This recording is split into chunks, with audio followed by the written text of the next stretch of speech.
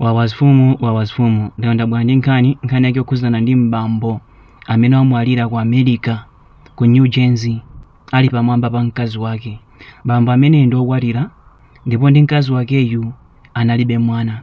Zotsatira zake akuti bamboyu anamwa mankhwala zimene zimapangisa kuti mamuna akhale ndi mphamvu akamagonana ndi mtsikana.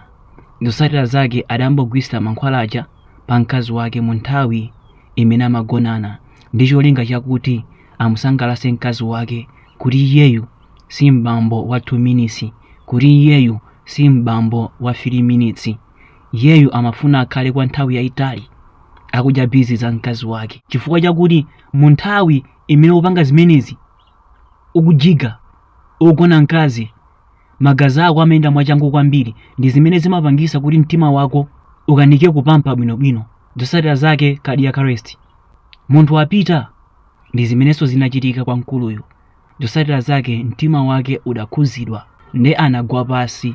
Atagwa pasi adayamba kutuluka thovu mkamwa. Mkazi wake uja adayitana achipatala anafika koma kudapezeka kuti kudali adali iyeyu atazimiraru.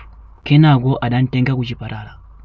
Ndabwera ndi nkhani imeneyi ndi cholinga chakuti anthu ena ake mutengere phunziro, makamaka anthu amene mumagwisa ntchito zinthu ngati zimenezi pofuna kusangalatsa mkazi. Akuluakulu, ndi bwino kukhala 2 minutes man, ndi bwino kukhala a minute man, kusiyana kuti uzimwa zimankhwala zotsatira zake wamwalira. Akuluakulu, ndi bwino kukhala 2 minutes man, kusiyana nkukhala 3 minutes man kudalira zimankhwala ngati zimenezi, chifukwa chakuti tsiku lina lake sizizakuyenderani, muzafera pamwamba.